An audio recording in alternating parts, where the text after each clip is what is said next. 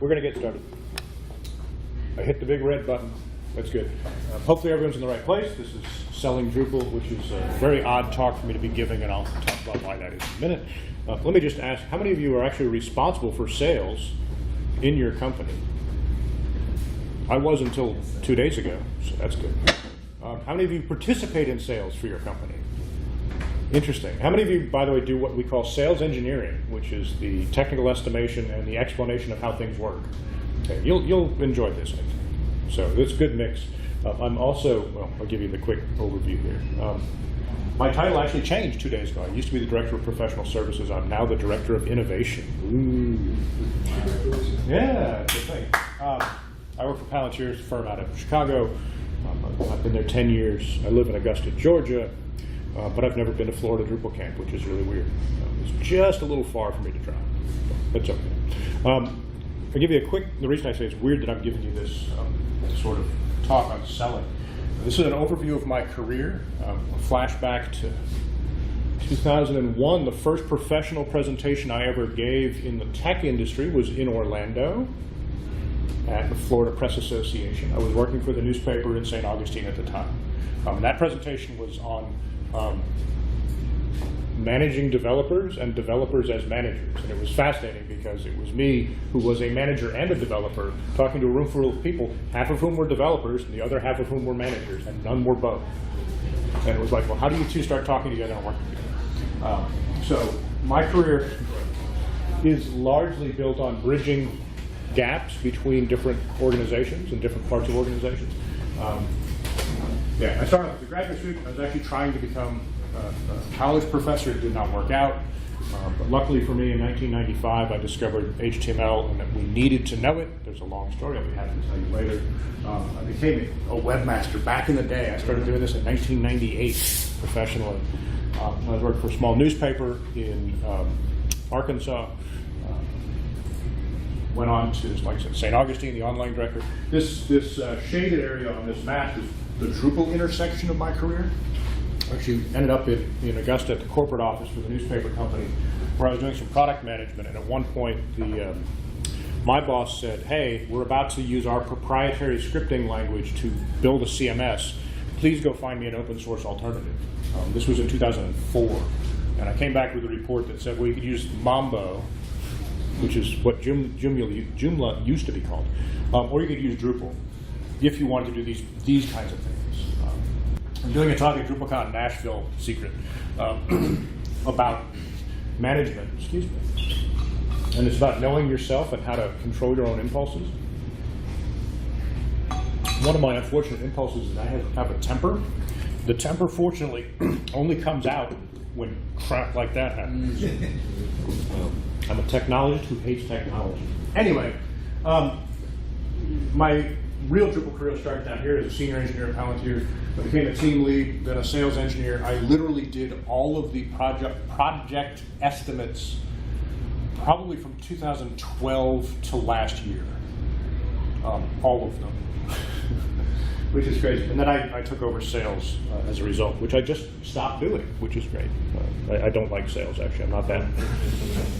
I'm not a salesperson naturally.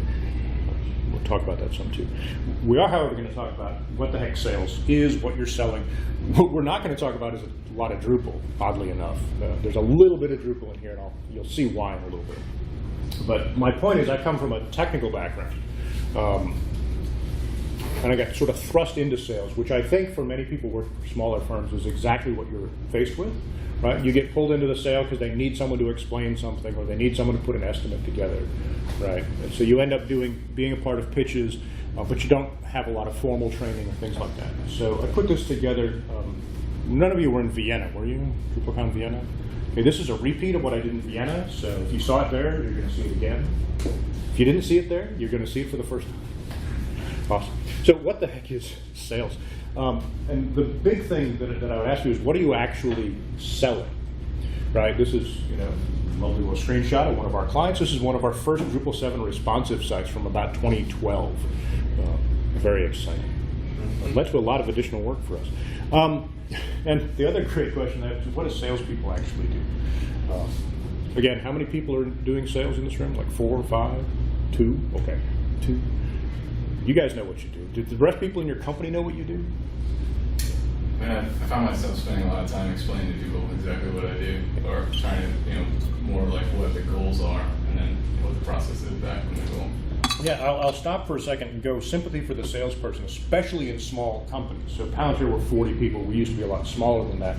We actually did personality inventories. What's the big one? The Myers-Briggs. Myers-Briggs. Myers-Briggs as a company. As a company, we average out to INTJs, right? And the salespeople are like ENFPs. They're like over here. So literally, we're all, basically everyone at the company is a mirror clone of the CEO, except the people in sales who are frustrated and confused and at odds with the rest of us because they function totally differently, right? And the needs they have are totally different, right? The kind of salespeople tend to be extroverts who need a lot of external validation of the things they're doing.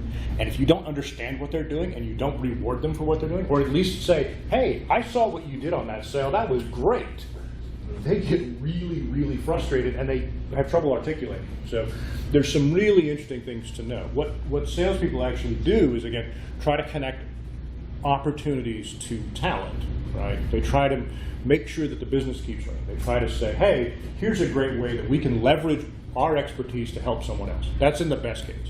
There are bad sales things. We're not going to talk about bad sales things. The high pressure sales things. The I don't know why this doesn't work sales thing. The irony of you going completely on the internet for your presentation. Oh, you're back. Yeah, and it just randomly comes back. It's shenanigans. Right? So I went, these slides used to all be European themed, so I personalized them for the floors. So yeah, one of the questions is, how are you supporting sales success? What are you doing in your organization to make the salespeople successful? What kind of infrastructure do they have? What kind of incentives do they have? Those sorts of things. I'm going to go back to the question of what the heck is sales and what are you trying to do? And the first fundamental question is, what are people actually buying from you? Right? And that's a weird question. Most of us, I assume, are what are called professional services firms, right? Which means you sell like design and development. You don't sell iPhones or dongles that work, right? You don't sell wall clocks that you look at obsessively throughout this. You sell intangible things, right, that are sometimes very hard to explain. Sometimes your customers barely understand what you do, right? That is really problematic and really difficult. So this is my first big piece of advice to you. If you're getting into sales, you're responsible for sales, but you understand what you're actually selling, which is this. People buy outcomes. There's a great horrible sales. It's an aphorism. It's so old, it's cliche, right? Which is, people don't buy a drill, they buy a 1/4-inch hole, right? They don't care how they get a 1/4-inch hole, but drills is probably the best way to do it, right? So you go buy a power drill, but if you could borrow one from your neighbor, you probably will, right? Because all I need is a 1/4-inch hole, right? Some people will try to whittle it with a pocket knife because that's what they think. But people are after outcomes. That's the first and sort of most important thing to understand. And there's an actual bridge there between sales and the rest of the organization. The biggest place where sales breaks down in an organization is not that sort of personality clash. It's in the outcomes promised by sales that the rest of the organization either is not aware of or does not trust. Have you ever run into this problem? You know what I'm talking about? Oh, sales said that it would, make your teeth whiter and your smile brighter and get you more dates. It's a widget. It's a phone. Phones don't do that, right? That's bad sales too. But tying your sales practice to the outcomes that you know you can deliver is critically important. So again, the first thing you have to understand, people are not buying a web design. People are not buying Drupal development. What people are buying are business outcomes, right? And those business outcomes are really important to understand up front. Your salespeople have to know what they are, and then your development team, your design team have to know what they are. In many cases, actually, you're in great shape as a professional services firm if you sell strategic services that help define positive outcomes for clients. Because many times, and this is something you will run into, clients don't know what they're buying. They think they do, especially if you're dealing with like RFPs. People will say, oh yes, we need a website that does these 8 things and is multilingual. And they don't have any business logic backing it up. So they have no metrics for success, right? They have no real way to differentiate between the different services that different firms might offer, right? So this focus on outcomes becomes really, really critical.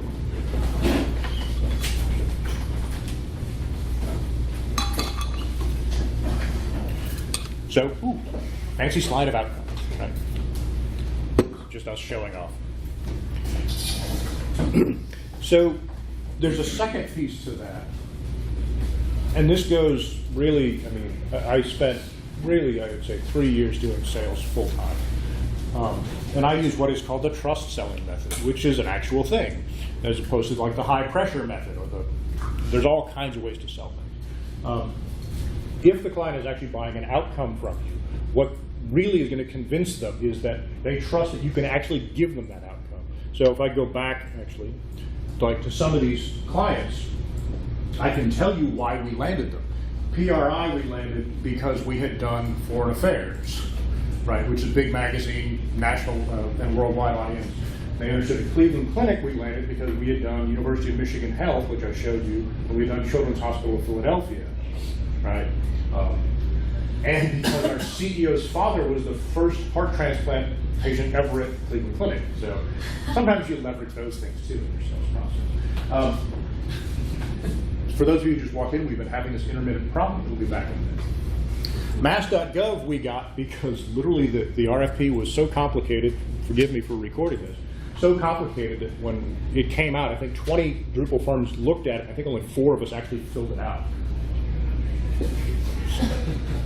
Wow. It was ridiculous. Someday I'll show you those things.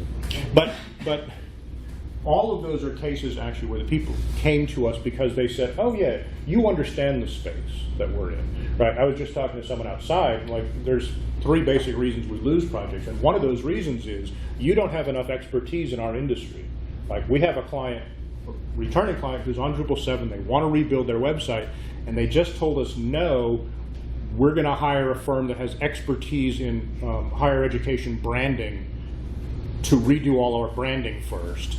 So we can't do this project with you because you're just the Drupal people, right? This is actually one of the worst things you can hear. So this, you know, what you can deliver. One of the things I will say that made me decent as a salesperson is that I actually remember everything we've ever done as a company. So I can make these connections all the time, right? We landed a client once that was doing, they were literally building a Drupal distribution to distribute gigabytes of environmental data gathered at what's called the Long-Term Ecological Research Project, which is like 60 stations at universities and places all around the world where they measure rainfall and things like that. And I can't even remember, but I tied it back to like 2 other projects. I'm like, oh yeah, we know how big data works. We did big data over here, and we did this over here with these science people. You should trust us, right? That works for folks, but you have to be able to connect those dots. You have to be able to understand, again, what outcomes are they looking for, what's going to build their confidence in what you can do. And yeah, you know, having your people out front. The earlier people meet your team, the better. That's one of the actual sales tricks I do know, which is sort of, in some respects, the more people they meet, the harder it is for them to say no, because they start to form connections, right? So if you get like one of their senior engineers to look at data modeling, you say, oh yeah, Matt's our guy. Matt can talk data modeling with you all day. Let me set up a call. That's actually to your advantage, right? It's a psychological thing, right? It's just not necessarily recommending you do it, but I'm just saying. Here's my Drupal part. Where does Drupal fit into the sales process?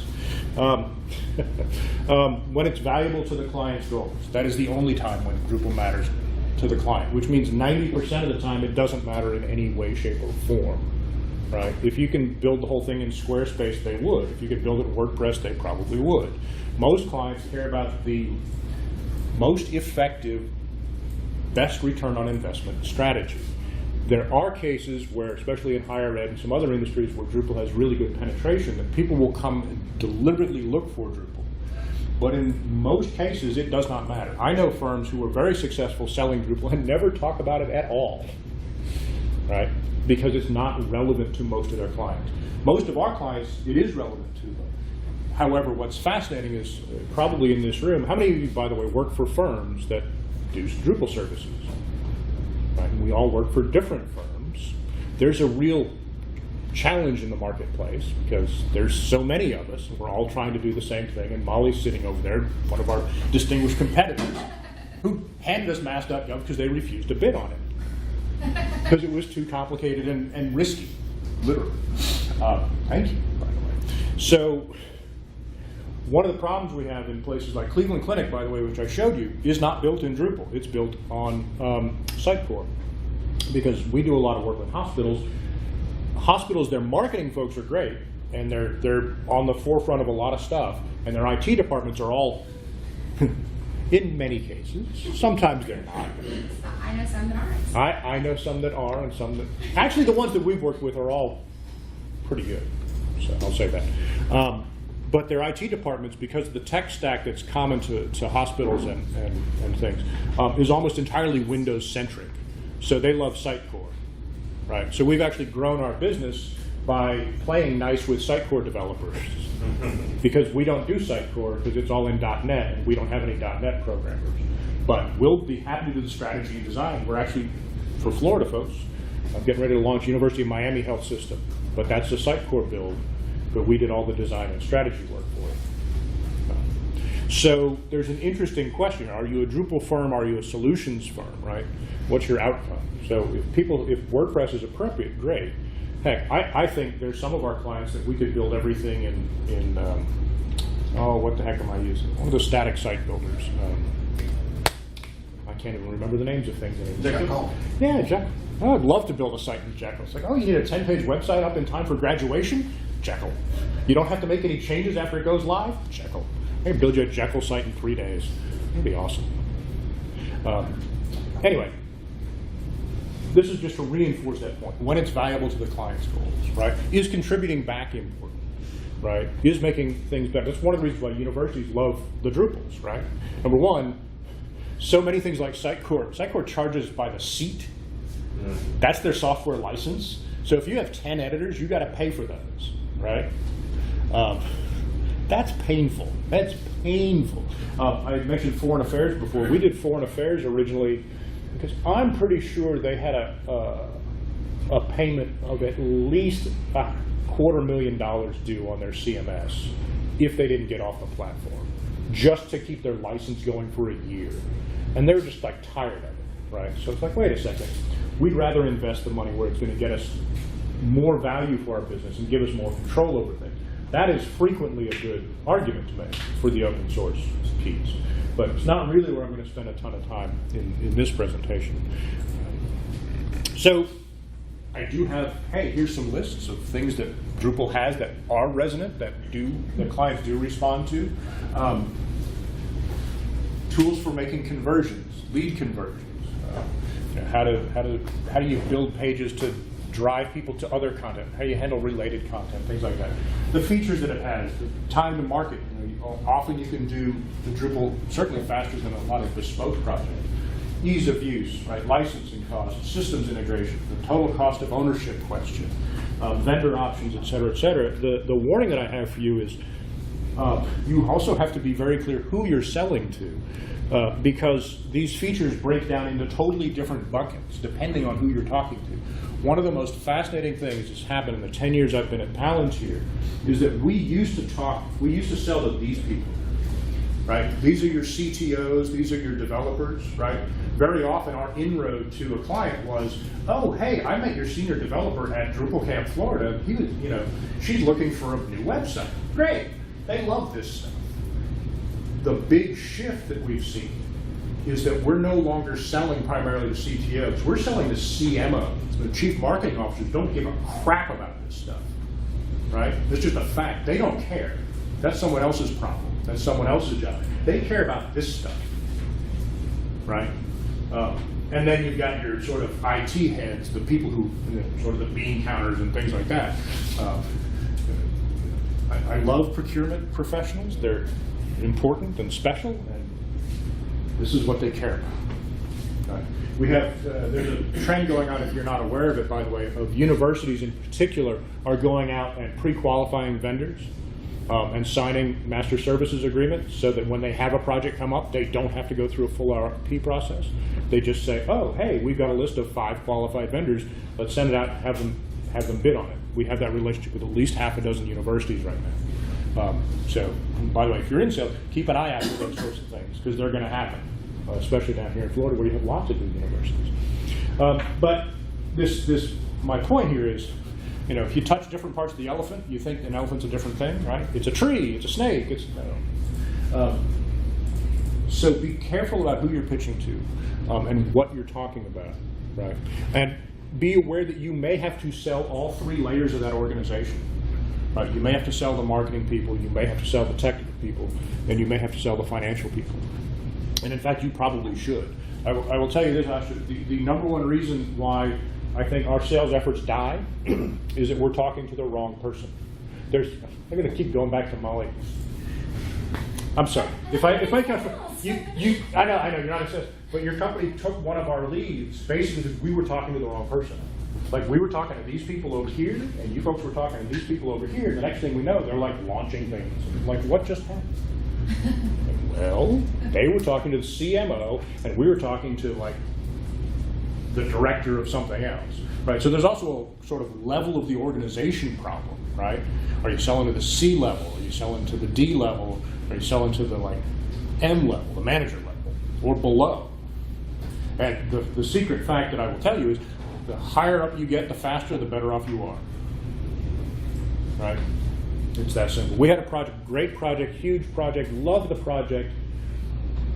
We were going to rebuild all the websites for 15 community colleges. It was endorsed by the president of the systems. Huge deal. 3 months into the project, he retired. And his successor came in and was like, this is garbage, and scrapped it. Because it was all key to that ex-president's strategic vision, which the new president came in and said, this is crap, I'm throwing it out. Oh, and you're going out with it. That was fun. That was great fun. So,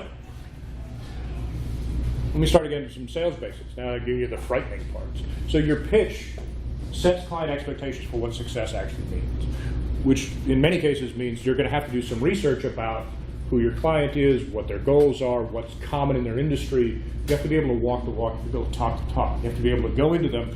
And we had great success with like magazines and other publications because I used to work in the newspaper industry. So I go in and talk about editorial process till I'm blue in the face. Right? And if you're talking to the technical folks, they like that. Right? Talk to the marketing folks, they don't care. Right? You go to the marketing folks now, we have a list, actually one of our clients gave us, it was great. They have like 13 elements to their MarTech stack. MarTech being short for marketing technology, right? They're using HubSpot, and they're using Google, and they're using Bloom, and Boom, and Boom, and Boom, and Boom, and Boom, and Boom. And it's like, if you don't know what these things are, you're at a huge disadvantage, because it's like if you went to Angie's session, like, hey, what's a hook? If you're not a Drupal person, you don't know what a hook is, right? If you don't know what HubSpot is, you don't know what, what do they call them? I get all their terms confused. They have calls to action, they have lead flows. That's the one I can never remember. What's a lead flow? Why is it important to people? Well, that's another presentation for another day. I like this slide too. Why do some projects fail? Some projects fail, changes of leadership, obviously. But projects generally fail because of a disconnect between what was understood to be the goal and what actually happened. Right? The other piece that I like to talk about in sales is what does failure actually mean? In particular, this is a chance for you to practice some empathy. What does failure mean to the person you're selling to? Right? So most of the projects that we do are easily they're in the, I will call them low to mid 6 figures. They're big projects. They're the kind of things that come around 5 or 10 years at most organizations. That whoever's responsible for has a fairly big, it'll come back, trust me, has a fairly big burden, right, to make sure it goes right. We had I will call it a harrowing project a couple years ago, simply because they were paranoid of failure. So they micromanaged everything and made our lives miserable. So it's important to understand, what does failure mean to folks? And so that success, again, starts with those first conversations you're having, right? About saying, look, here's how we understand what you're trying to accomplish. Here's how we're going to get there. And you want to educate both the sales folks and the client about your processes. This is one thing that we're doing sort of constantly. It's like, oh, hey, how are we doing automated testing? Oh, that just changed. We don't use this tool anymore. We're using this tool now. What are we using for CSS grids? Oh, we just switched from this technology to this technology. It's important for us to be able to be conversant with those things and to explain to the client what the benefit is of those things. So I put together a very quick sample. Sales is weird. Let me just put it that way. The thing you really don't want in sales is RFPs. RFPs are the devil. RFPs are evil, they're impersonal, and generally in a lot of RFPs, you're not even allowed to talk to people. Like, hey, we just issued an RFP, formal questions are due on Friday, there will be a conference call to answer those questions next Tuesday. You are legally forbidden to talk to anyone at the organization until 2 months from now. That's not really a way to be successful. So we try to get away from those as often as possible. One of the first things that I put in when I was responsible was, I want to just go in and make a pitch as quickly as I possibly can. I had my pitch deck down to about 12 slides at one point. And there were 2 cases where we sold someone on the first call. We had a third case happen last week. Our salespeople were like, yay! So we had a big celebration because, remember, it's important to celebrate your sales successes. Anyway, so sort of sample presentation. Boom, we're going to state it right out front, my big thing here. We're going to help you succeed. We're not important, right? It's about you and your success. We're going to help you define what that success is, and we're going to get there. These are the pieces that are important to that success, right? I have another presentation that I typically do, and I'm going to walk you through, I think, some of it, which is like, look, these are all the things you have to do. It's like, think about, learning a sport or a skill. I don't know anything about knitting, so I won't use that as an example. I'll say basketball, right? Oh, you want to play in the NBA. What do you have to learn to do? Well, you have to know how to dribble, you have to know how to shoot, you have to know what the rules are, and you have to be strong. Okay, great. That's how you get successful, and then you practice a lot. Clients, in many cases, don't understand what they need to do to be successful. Like, do you need a style guide from a front-end point of view? Yes, you do. Why do you need that? Do you need to do that strategic work? There are these weird moments in projects, actually, particularly for people who came with an RFP or said something like, hey, here are the 8 features we want. Or sometimes our development or project management team will be like, why do you want this feature? What value does it have? Because we think it's not necessary. And they look at us like we're crazy, because we're trying to save them time and money by only working on the things that are most important to them. And they've got a sort of unarticulated belief that somehow magically their entire business will change if they have this one widget.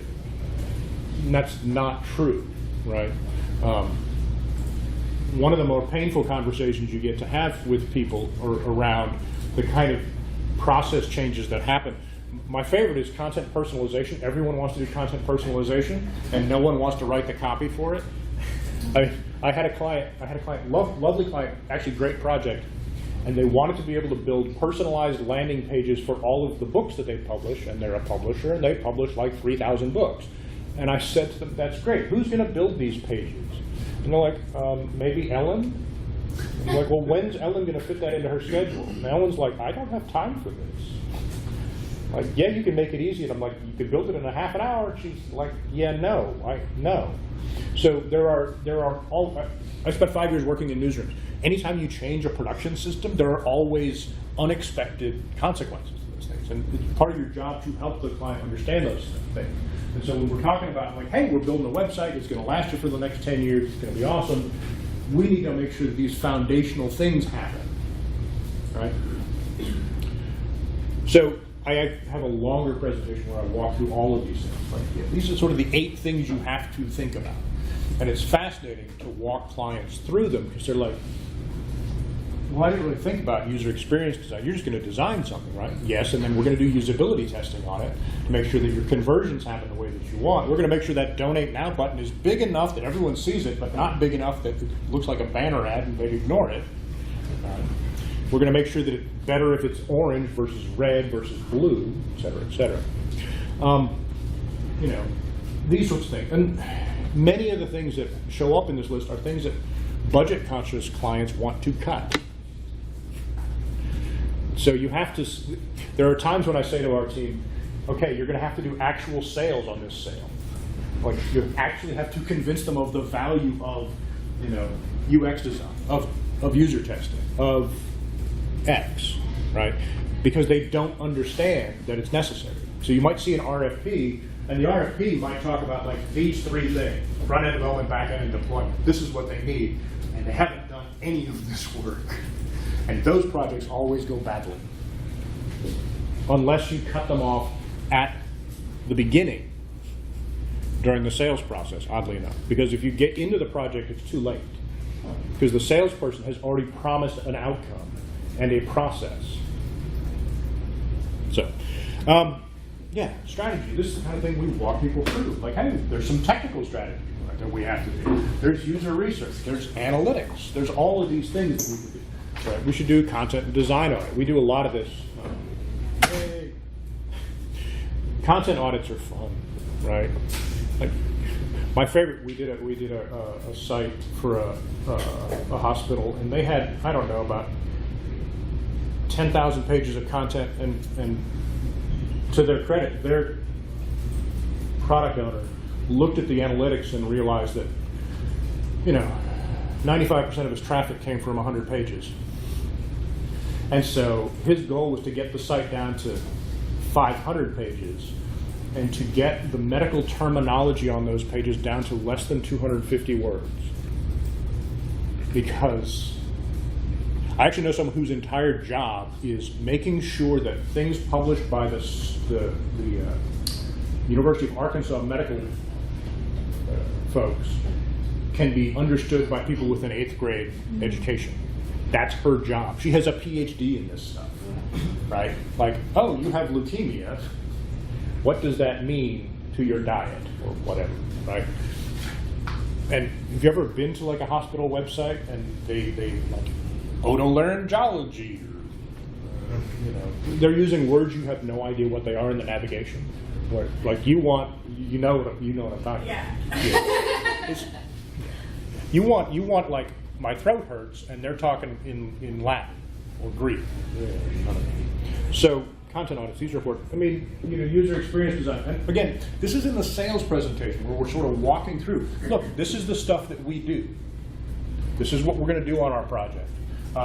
Side note, by the way, if you're in sales and you're worried about competition with your distinguished competitors, one of the ways you stand out and say, well, yes, we work with Drupal and so do the 8 other firms in this room, but these are the things that we do as part of our process that make for a better product.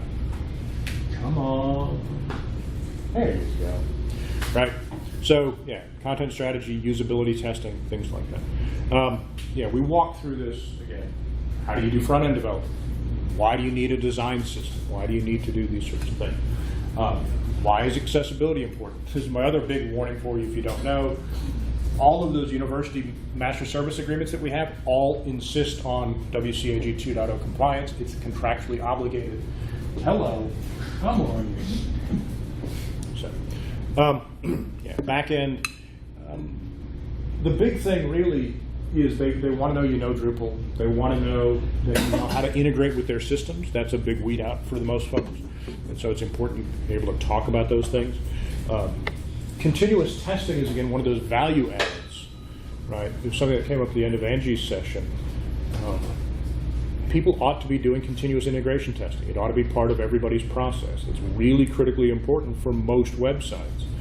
And it's fascinating how many people don't understand it.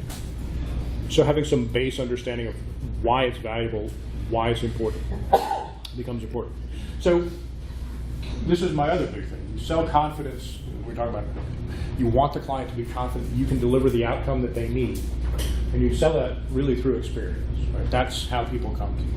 Right? I was working with a client the other day who was being a little bit difficult, I guess, with some of our people on the team. And I think it was because how they introduced me. It's like, oh, this is Ken. He's going to come in and talk to you about data migration and doing a migration into Drupal.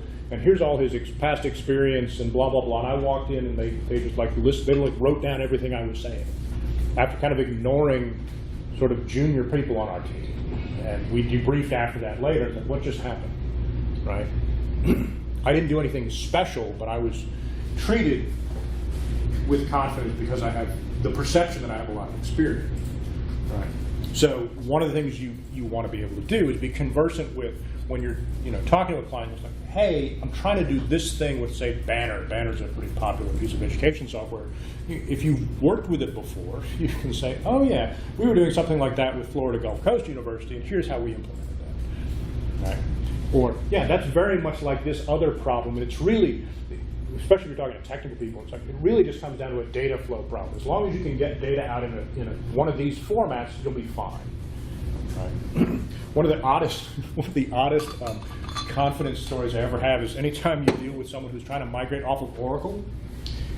This is another trick. Anyone who's using Oracle as a back-end storage system has it locked down so tightly there's no way in the world they're going to let your developers touch it. Because you literally have to get a thumbprint scan and be in the room with the Oracle box. So anytime they say, oh yeah, we want to migrate off of Oracle, so your immediate follow-up is, that's great, and who's your DBA that's going to be working with us to export that data? And if the DBA's in the room, then you turn to the DBA and you're like, so Phyllis, you're not going to let us have direct access to that Oracle system, are you? She's like, no. And it always happens that way. Every single time. They're like, no. And suddenly that person is like the most critical person on your project. So yeah, I'm sort of getting ahead of myself. But again, emphasize what you do that other firms don't, right? This is actually our biggest problem. So again, I keep pointing at the phase 2 people. It's like, because we're selling against them all the time, and we're very, very similar. They're just bigger than we are. But we follow the same basic processes, and, come on now. So where do we stand out from them? And that's actually a very difficult question to answer, I have to say. I'll give you this other piece of advice. When am I supposed to end? In 5 minutes? I haven't really been paying attention. Well, on the schedule? Okay. Yeah, I'll give you this. This is my 1-minute lesson in risk management, which really impresses people who don't know anything about it. So risk management in a nutshell. How many people practice formal risk management, by the way? Ooh, yeah, see? Told you, we do the same thing. Formal risk management in one slide. What could go wrong? How could it go wrong? Or how are you going to prevent it from going wrong? When do you have to know it's gone wrong? Who's going to make sure it doesn't go wrong? And how bad is it going to be? Right? This is something you actually do at the beginning of every project, or should be doing at the beginning of every project. Again, the classic is, and I put a couple of here. DNS isn't configured. You can't go live, right? You can't launch the new site if the DNS doesn't work. Yeah, Karen, you got to make sure that's done by May 3rd. Otherwise, we're going to push launch. Right? As opposed to this like LDAP, this is the kind of thing that comes up all the time. It's like, yeah, we need to have this LDAP bridge so that we can do authentication against our data set. What if that's not ready? Is that a launch, is that a high risk? Is it something you delay launch over? You have to decide. When are you going to make the decision go, no go, right? And who's going to make sure it doesn't happen? So again, risk management in a nutshell. Really, really not hard. It's simply identify it, figure out how to mitigate it, figure out when your point of no return is on making a decision, and then who's going to own it, right? Again, I got ahead of myself. But yeah, connect past projects to client need. University of Miami, like I said, we're wrapping this one up, and they came to us literally because we did a presentation with Cleveland Clinic at a conference, right? And they came up to us afterwards like, we're going to do a redesign. Can you help us? But that's the way it works. This is good. Emphasize long-term benefits, right? This is actually I like this because it's a slide from a university where they're trying to get their, why would you come to the university? And they have this whole list of why you should come. One of the universities we worked with, I love it. small school, they have like 8,000 students, and they have like a 97% job placement rate for graduates because they have a very, very aggressive internship program and job placement stuff. It's fascinating. If you can do that in your sales process, if you can go in and say, oh yeah, we worked with, and this is the kind of thing that people respond to.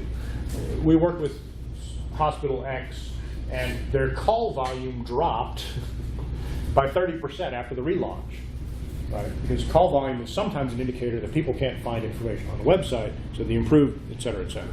So those kinds of things work really well. And then you build trust through mutual commitment. This is the other piece.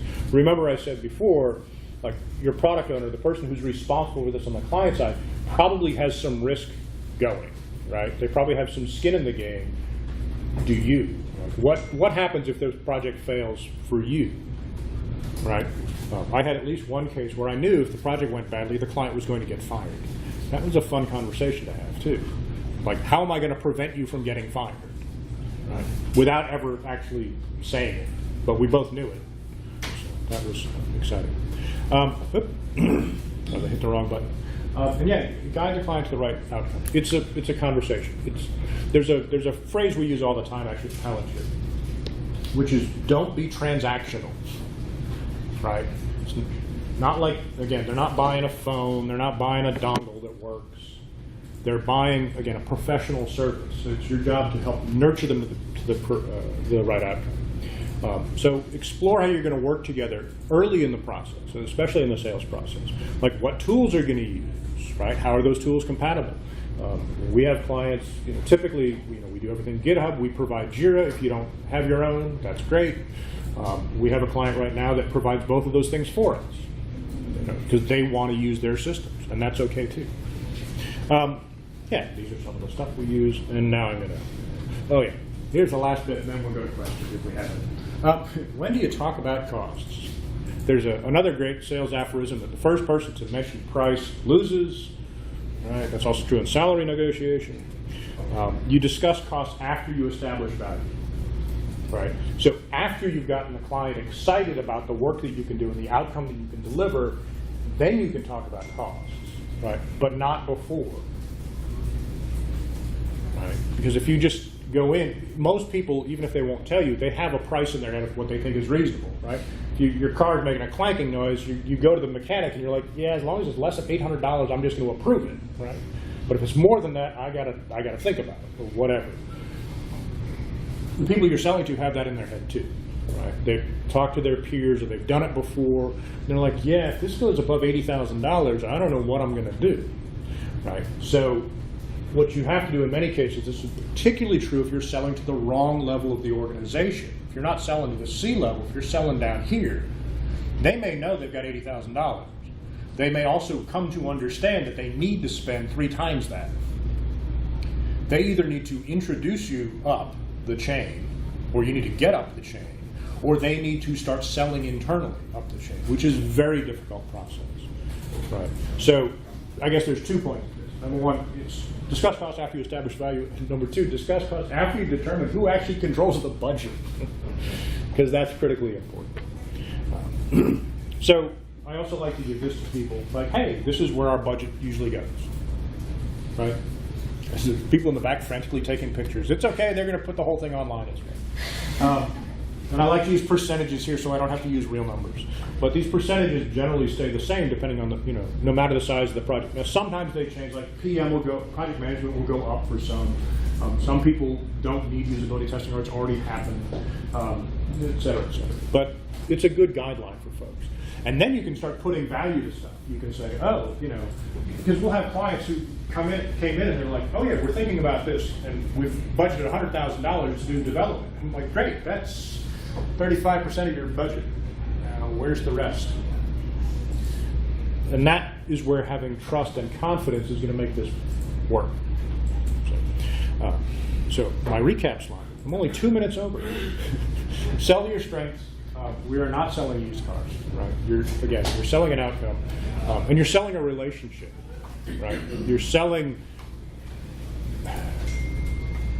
helping them achieve what they're after. Sort of the word I really want to use is actualize. You're helping them actualize their things. I had a developer who used to work with us. She's now at Pantheon. She's a genius, and I loved her because she said, as a developer, she said, my job is to teach the computer how to understand your business, right?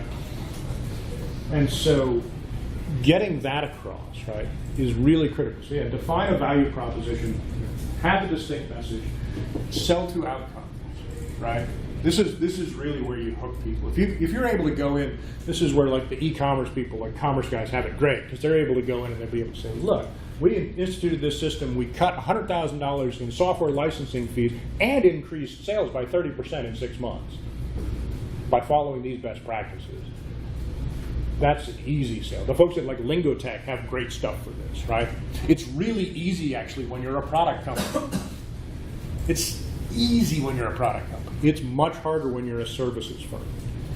Right? Because these targets shift. If you're a product company, if you're Lingotech, you're selling the same message, the same outcome to every single client you have, basically. Right? So it's over and over again. Whereas we have to target this for different people, for different industries, for different projects, because they all have different needs. But yeah, ground your pitching experience, anticipate and solve problems. And I encourage everyone to sell the value of doing it right. We do have a number of different Drupal shops in here. And I would say there's like 3 reasons we lose project, one of which I said is we don't have the right experience in the right industry. One of the other ones is we get undercut on price by one of our quote-unquote peers. And generally we get undercut on price by people who don't actually offer the same level of service, which drives me crazy. So please don't do that. Do it right. All right? Let's do it right. Anyway, this is me.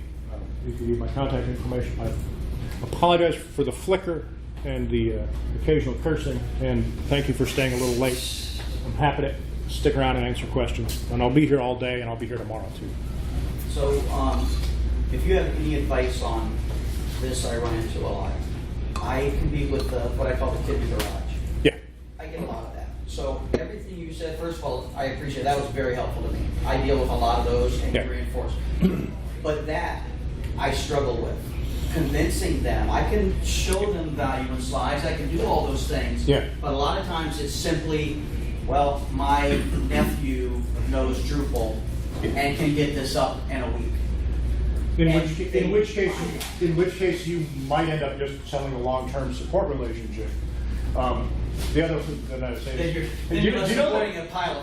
Do you know what? Yeah. Yeah, and there's a good argument to be made about sort of cost of maintenance long term. But I will also say, do you know what the bus factor is?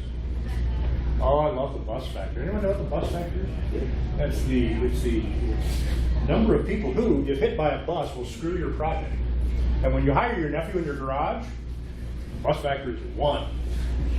Right? My favorite example is the bus factor. I was at Drupalcamp Sunnyvale in 2007. I didn't know anybody. I was new in the community, and I deliberately rented a minivan because it was like here. We had to drive to and from the thing. So I had like an 8-passenger car, and that's how I met people. And there was a moment when I was driving Dries and Angie and 2 other core committers back from dinner in 2007. And I've got like 3 of the 4 people with core commit access in the car. And I tell them the bus factor story. And I'm like, so what happens if something horrible happens in this half mile? And one of them goes, well, other people will just have to step up. Right. So that's one thing to do. I mean, if you go after like, look, these are the 8 things that are critical. Like, number 1, let me go back to this kid in the garage, right? The digital infrastructure of the website is a critical component to modern business. Number 1, you got to get them to agree to that, right? If they don't agree to that, then you don't, just move on, right? That's another part of our sales process. We actually have someone whose entire job is to weed out people who are just wasting our time. Right? So you do say no. That's yeah. valuable to hear too. Oh, we literally have a 5-stage process, and it shouldn't even hit my attention until we're at stage 3. And stage 3 is, yes, we have an actual project with an actual budget and an actual deadline. Because if you don't have all 3 of those things, you're literally just wasting time. Right? There's a joke I will not make. So the kid in the garage, right? So if this is a critical part of your business infrastructure, Right, you can make, and you can use mine, you can make your own, like, here are the 5 things you have to be able to do to keep that sustained. Your code has to be secure, it has to be sustainable, it has to be testable, right? And whoever's working on it has to be replaceable. This is actually a big thing that I talk about with Drupal, where I'll say nice things about phase 2 for a second. Because sometimes we swap clients, it happens, right? Which is, we trust the work that they do, and hopefully they trust the work that we do, so that we know that if you come to us 2 years later, we pick up one of their projects, we will know how to support it. This is actually a huge selling point for Drupal, right? Because if you do follow best practices, you do not have vendor lock-in, right? So if at any point the relationship showers, like PRI I was showing you earlier, 4 Kitchens maintains that now, right? Like we built it 6 years ago, and 4 Kitchens has been the support company for like 4 years, right? And that's fine because it gives the client all the authority, which is what they need to be successful, right? So yeah, hone in on those things that you offer that the kid in the garage doesn't, and sell why they're important, right? Like, what happens, we had a client once, and I love, this is a sob story, worked with Northwestern, who got to play in a New Year's Day bowl game for the first time in a long time. They were here in Orlando like 5-6 years ago, and they were using an e-commerce thing we built for them in Drupal 7. They pulled in a $500,000 of donations in one day, right? What would they have done if that had gone down halfway through the game, right? Who do they call, et cetera, et cetera? We did a project for NASCAR years ago, and they literally asked me to be on call watching a NASCAR race the day after the site launched, or 2 days after the site launched, just in case something went wrong. And something did go wrong, and they were able to fix it. But they were calling us up and going, hey, how did this go? So your kid in the garage probably doesn't provide that service either. So there's all kinds of things. If you're crazy enough to offer SLAs, that's a good one. The reason I asked, we've been burned by that where we did the support. Yeah. Because they didn't want to commit to the upfront of a proper best practices design. So we got this steaming pile of garbage. I will give you this. Why is it slow? Why is it crashing? I will give you this other piece of advice. For the longest time, we wouldn't take on support clients, and then we started doing so. We always start our support clients with an audit, with a technical audit. And the price of that audit varies. Different companies will do it for different fees. And quite honestly, I should turn the speaker off, but really the cost of the audit is whatever the client's willing to pay for it, and whatever you think is worthwhile. You can do a good technical audit in less than 20 hours. I mean, a serious seasoned Drupal developer will probably do one in a day, because we have a template for it too. Like, all right, what modules are installed? Where's the custom code? How is the theme done? Which of the 3 major options for building pages are they using? Are they using display suite? Are they using panels? Are they using, et cetera, et cetera? Document all that stuff. It's also good to get a list of pain points from the clients, right? So you can go in while you're doing the audit, you go in and say, oh, well, you were saying that site performance is bad. We found these 3 things, and we think it'll take about 40 hours to fix those, right? So that's really, really helpful. But yeah, we wouldn't take on a project without doing an audit. It's like, we're going to do an audit, we're going to give you a report, we're going to tell you what it's going to cost to fix these things. If you have a list of, like, give me a punch list of stuff that drives you crazy, we'll be happy to provide all that, and then we're happy to work with you if you agree to all that. And sometimes you do an audit and they disappear. It's okay. This is the thing that's, it's good to be at a larger firm. Being able to say no is huge. Yeah. When in the sales process do you include the project risk management stuff? I think that's a fascinating question. So I think, depending on the client and my read of who I'm talking to, I would include a risk management process. I mean, it's in our written documentation. Like when you fill out an RFP or send a proposal, like there's a thing on risk management. I would often put, like the slide I just showed you, in a pitch, if I were giving a pitch to a room full of people who were deciding, right? I mean, I've done it before. In a project, you do it basically during that first on-site. Like the first time you meet with the client, it's like one of the deliverables of the first week of the project, right? When your project manager is setting the schedule, because when your PM setting the whole schedule and saying, okay, we want to be launched on July 1st, it's like, all right, here are the 3 major things that can go wrong. Yeah, we ended up pulling it from our pitches and pulled it from the sales process because we found people like thinking about things that could go wrong. So people don't like thinking about things that can go wrong. And here, my response to that is tough. Basically, it's our job to know what can go wrong and to help ensure that it does not go wrong. And Yeah. literally, I mean, that's a big red flag for me. Was like, oh, we don't want to think about what could go wrong. No, that's my job, right? So, yes, if you read that room, yes, you might keep it out. When we do pitches like this, actually, there's a trick again from our CEO. We have like the deck and then the reserve slides if they want to deep dive into some other stuff. Yeah. It's like, here's 3 more case studies we can talk about, or here's like our Git management process. So we have that stuff, and so yeah. Yeah, we'd have the rows be red if they had a certain risk threshold, and a couple of times the person we were working with, they said, you got to get that red out of there if Yeah. we're going to show this to my boss. Yeah, and so I didn't color code mine. I just Right. and it was mostly simple stuff. And then I actually put the severity in at the last minute because Yeah. I didn't have it in there originally, and it's important because there are some things that are showstoppers, and there's an interesting part of the process. I mean, again, one of the reasons why what we do is complicated is no one's ever going to get everything they want, right? Because you can do anything with unlimited time and unlimited money, and no one has those things.